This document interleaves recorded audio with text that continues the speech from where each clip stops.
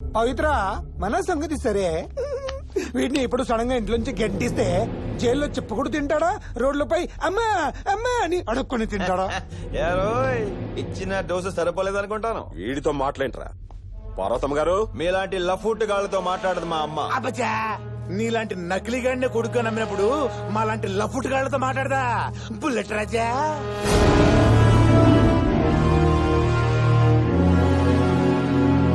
అమ్మా, నువ్వు బయటకి ఎందుకు వచ్చావు? నువ్వు లోపలికి వెళ్ళు, నువ్వు లోపలికి చెప్తా. అడ్డడ్డడ్డడ్డడ్డడ్డి. కంగారు పడుతుంది అమ్మ. బయటికి వచ్చిందనో నిజం బయటకు వస్తుందనో.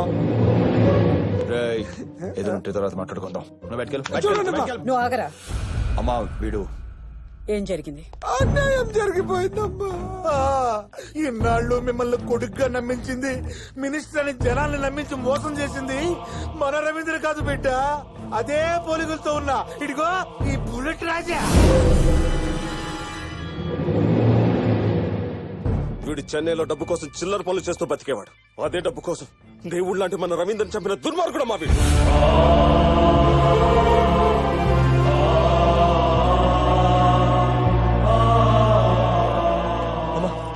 అన్ని అబద్ధాలు ఆడుతున్నారమ్మా, నాటకాలు ఆడుతున్నారమ్మా. నమ్మకమ్మా, ప్లీజ్ నమ్మద్దమ్మా. అవునరా, మేమే అబద్ధాలాడాం, మేమే నాటకాలాడాం. సాక్ష్యం ఉందా, ఆధారం ఉందా? కానీ నువ్వు రవీందర్ కాదనడానికి మా దగ్గర 100 సాక్ష్యాలున్నాయి.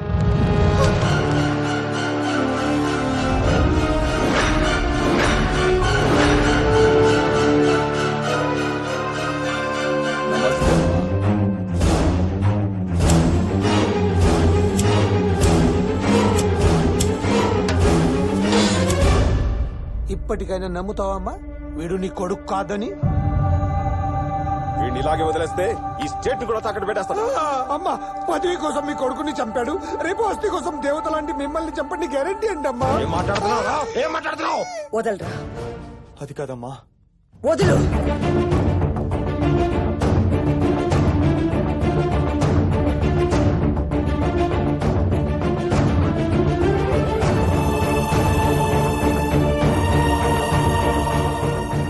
ఇలాంటి వెధవకి చెప్పాల్సింది మాటలతో కాదు.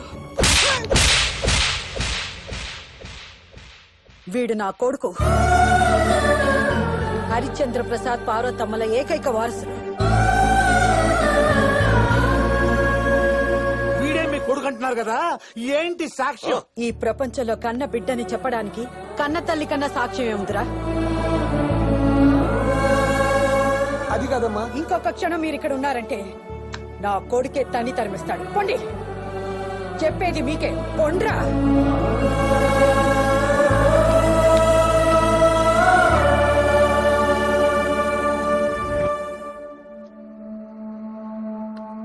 ఒరే, నువ్వు ప్రేమించిన అమ్మాయి నాకు నచ్చిందిరా. మరి ముహూర్తం ఎప్పుడు పెట్టించమంటావు? ఏమైందిరా? నేను నీకు నిజం చెప్పాలమ్మా. ఏమిటది? నువ్వు అనుకుంటున్నట్టు నేను నీ కొడుకుని కాదమ్మా. నాకు తెలుసురా.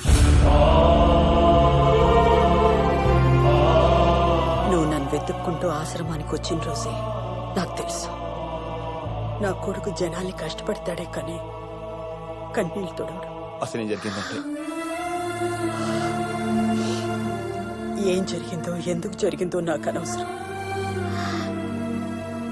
నా కొడుకు ఎలా ఉండాలని నేను కోరుకున్నాను, నువ్వు అలా ఉన్నావురా. నా కడుపున పుట్టకపోయినా నా కలల్ని నిసిచ్చేస్తున్నావు. ఆ సంతోషం చాలరా నాకు.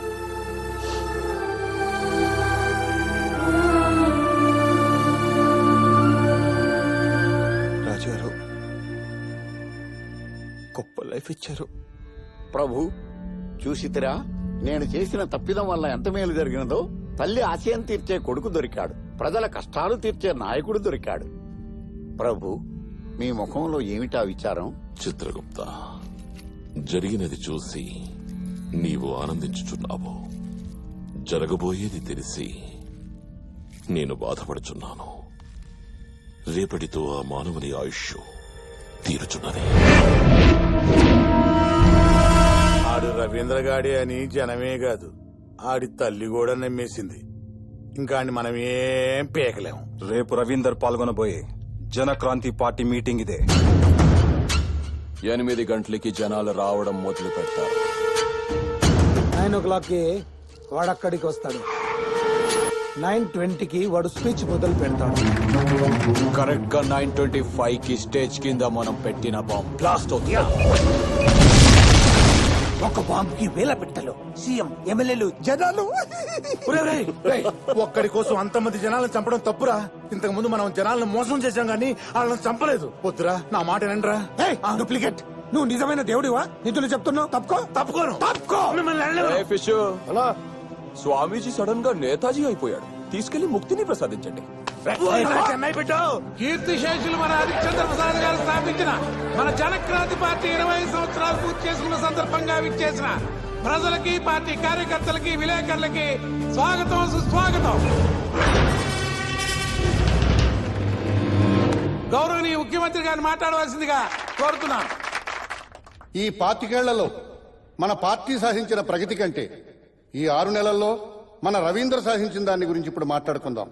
కష్టం ఉన్నవాడి కళ్ళు తుడిచాడు, ఆపదలో ఉన్నవాడికి చేయూతనందించాడు. రవీందర్, రాజకీయం వ్యాపారంగా మారుతున్న ఈ రోజుల్లో రాజకీయ నాయకుడనే పదానికి మన పార్టీకి ఎంతో విలువ తెచ్చిన నువ్వు నీ జీవితంలో ఇంకా పైకెదగాలని మనస్ఫూర్తిగా కోరుకుంటున్నానయ్యా. పైకి ఎదగడం కాదు, 10 నిమిషాల్లో డైరెక్ట్ గా పైకే పోతాడు. ఇప్పుడు మన హోమ్ మినిస్టర్ గారిని మాట్లాడవలసిందిగా కోరుతున్నాను.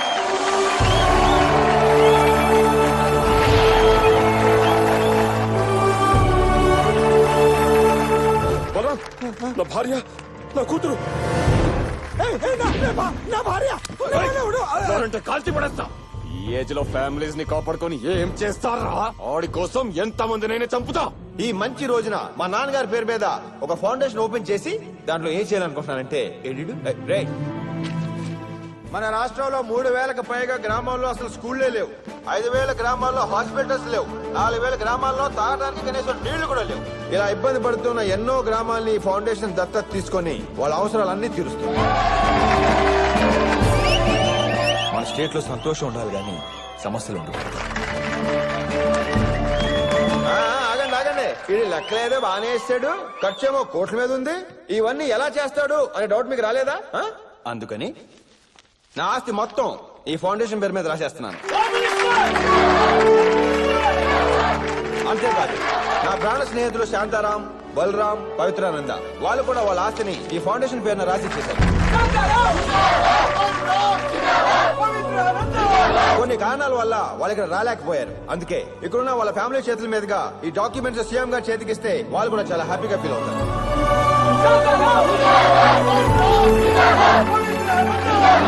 దుర్మార్గులమైన మనల్ని దేవుళ్ళని చేశాడు. వీళ్ళంటి వాడు చనిపోతే కోట్ల మంది ఆశలు చనిపోతాయి.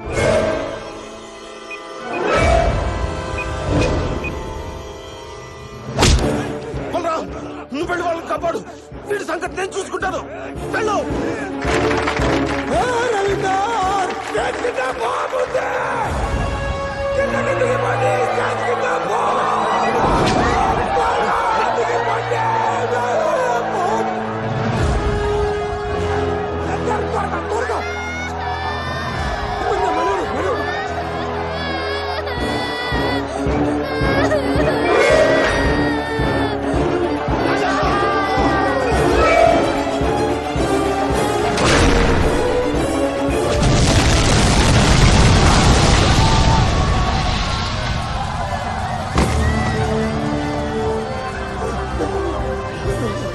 లక్ష్మి పట్టుకో.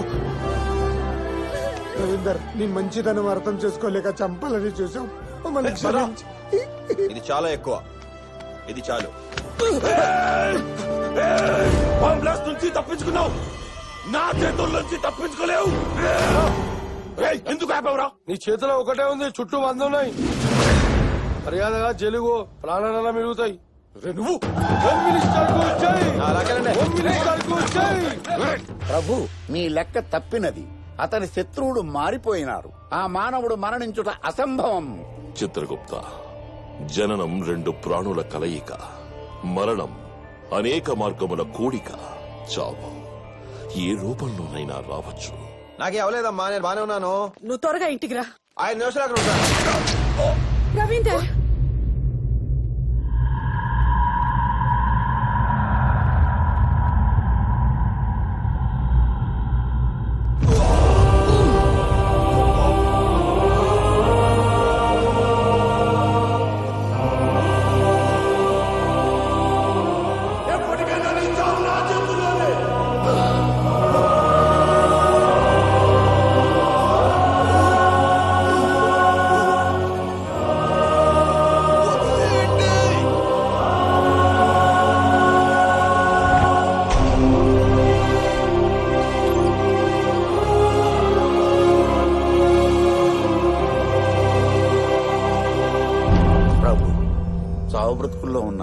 మానవుని బ్రతికించు మార్గం లేదా?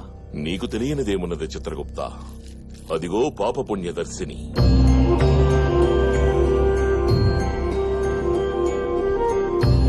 అతను చేసిన మంచి చెడులే అతని చావు బ్రతుకుల్ని నిర్దేశిస్తాయి.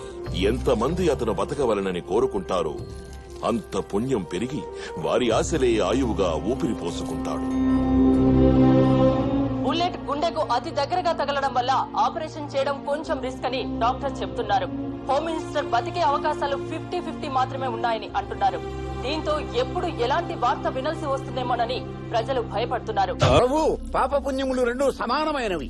ఒక్క ప్రాణి, ఒకే ఒక్క ప్రాణి అతను బ్రతకవలనని కోరుకున్నచో ఆ మానవుడు మృత్యుంజయుడవుతాడు. ప్రభు, చిత్రగుప్త, ఆ మానవునికున్న ఆఖరి అవకాశము చేజారిపోయినది. పాశము వదలటయే నా కర్తవ్యము. ఇక అతని మరణం అనివార్యం. మీ భార్య గారికి నిప్పులు స్టార్ట్ అయ్యి సార్.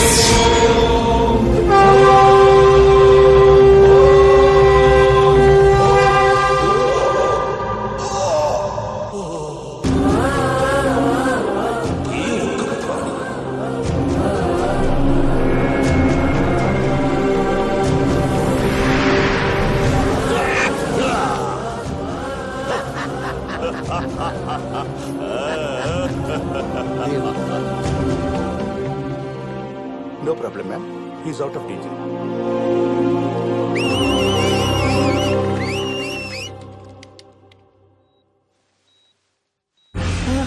రాజుగారు, గుప్తా గారు, ఏంటి మళ్ళీ చెప్పేశారా? మానవ, ధర్మ అధర్మ నిర్ణయాలలో నీవు మృత్యువునే జయించినావు. నన్ను బతికించినందుకు రాజుగారు చాలా థ్యాంక్స్ అండి. నిన్ను బ్రతికించినది మేము, ఆ పరమాత్మయో కాదు, ప్రజలకు నీవు చేసిన మంచి.